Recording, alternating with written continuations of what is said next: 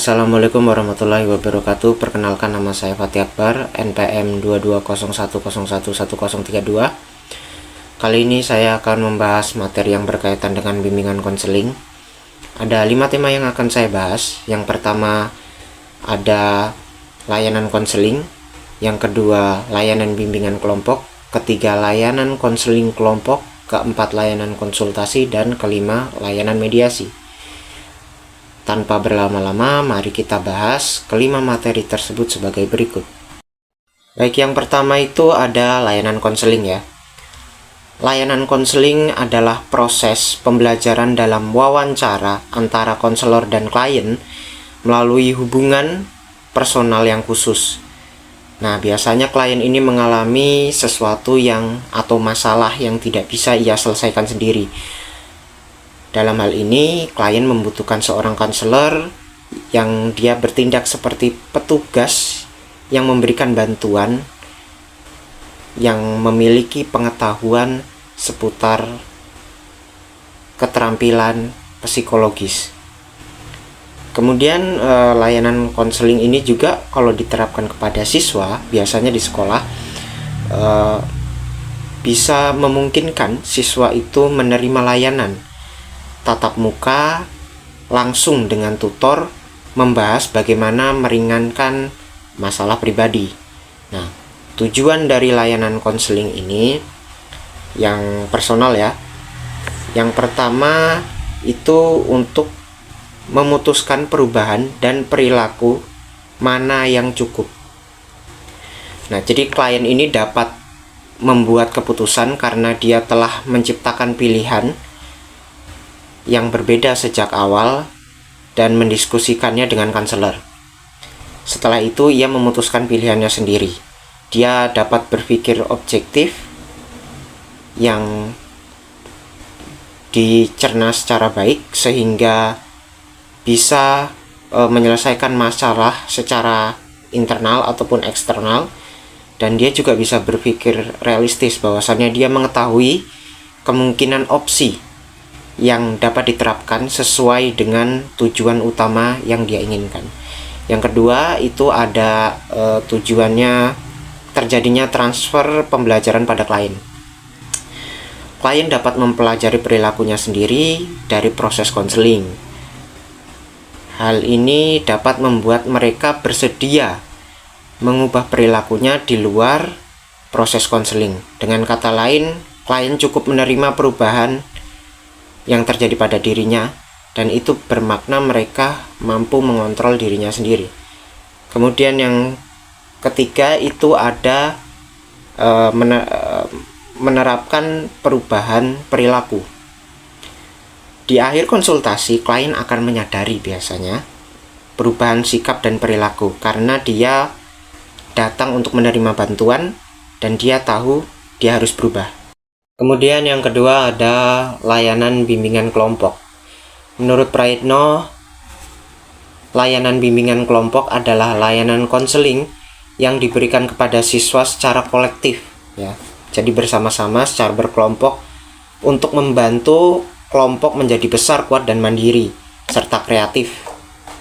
Layanan konseling kelompok dilaksanakan dalam format berkelompok yang menekankan pada unsur-unsur kelompok, ketua kelompok, dan anggota kelompok, serta tahapan-tahapan konseling yang harus ada untuk mencapai tujuan konseling kelompok. Nah, tujuan bimbingan kelompok ini biasanya itu untuk memberikan kesempatan kepada siswa untuk belajar tentang masalah pendidikan secara profesional, pribadi, dan juga sosial. Kemudian yang kedua, memberikan layanan perbaikan melalui kegiatan kelompok. Nah, biasanya guru sebagai orang yang paham tentang bimbingan konseling dan juga psikologi siswa itu akan memberikan masukan terhadap kelompok supaya kelompoknya itu bisa menjadi lebih baik. Kemudian yang ketiga ada tour group. Ini ada tour group ini semacam belajar di luar ruangan dan bisa dibilang ini lebih hemat karena dia dikerjakan secara kelompok dan lebih efektif daripada dikerjakan secara individu. Kemudian lanjut yang ketiga, ada layanan konseling kelompok. Konseling kelompok merupakan upaya untuk membantu siswa memfasilitasi perkembangan dan pertumbuhannya. W.S. Winkels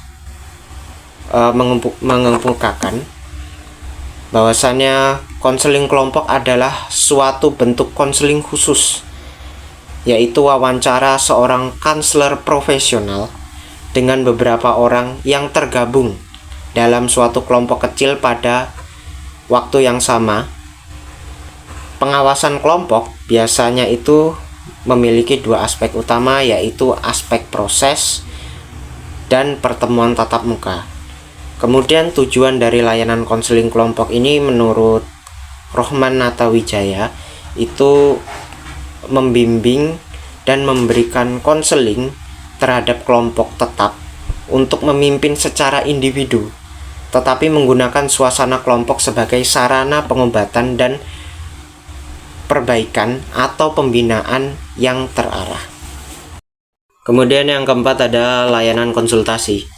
Menurut Peter Salim dan Yeni Salim menjelaskan bahwa layanan konsultasi mengacu pada segala upaya untuk membantu semua guru di sekolah dan orang tua siswa untuk mendorong perkembangan siswa yang lebih baik.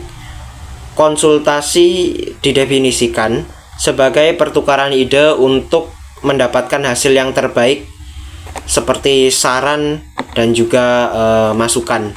Kemudian tujuan dari layanan konsultasi ini secara umum itu bertujuan agar siswa dapat menanggapi kondisi atau masalah yang dialami oleh pihak ketiga dengan kemampuan terbaiknya sendiri. Pihak ketiga itu seperti orang-orang yang berhubungan baik dengan konsultan, sehingga permasalahan yang dihadapi oleh pihak ketiga sekurang-kurangnya dapat menjadi tanggung jawab bagi konsultan. Kemudian yang terakhir itu layanan mediasi ya. Layanan mediasi itu layanan konseling yang memungkinkan masalah atau perselisihan klien dengan pihak lain dapat diselesaikan dengan konsultan yang bertindak sebagai mediator. Istilah mediasi berkaitan dengan istilah media yang berasal dari kata media yang berarti perantara. Dalam literatur Islam, istilah syafaat identik dengan wasilah yang juga berarti perantara. Jadi mediasi dapat diartikan sebagai tindakan mediasi atau menjadi wasilah atau peringkat dari yang semula terpisah. Ini juga berarti menjalin hubungan antara dua kondisi yang berbeda dan menciptakan hubungan sehingga dua pihak yang awalnya terpisah atau berselisih bisa kembali terjalin atau kembali membaik. Kemudian tujuan dari layanan mediasi ini menurut Thohir menyatakan bahwa layanan mediasi biasanya bertujuan untuk menciptakan hubungan yang positif dan menguntungkan antara klien, yaitu para pihak yang bersengketa,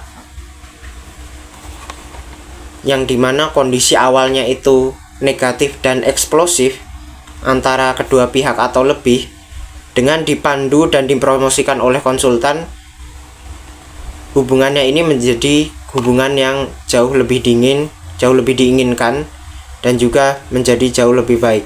Tujuan khusus dari mediasi ini untuk mengubah kondisi dalam hubungan antara pihak-pihak yang berkonflik menjadi kondisi yang baru. Baik, itu tadi materi terkait bimbingan konseling yang saya bahas. Dari kelima materi yang sudah saya bahas, semoga dapat memberikan pelajaran yang baik. Kurang lebihnya saya mohon maaf. Saya Hari, wassalamualaikum warahmatullahi wabarakatuh.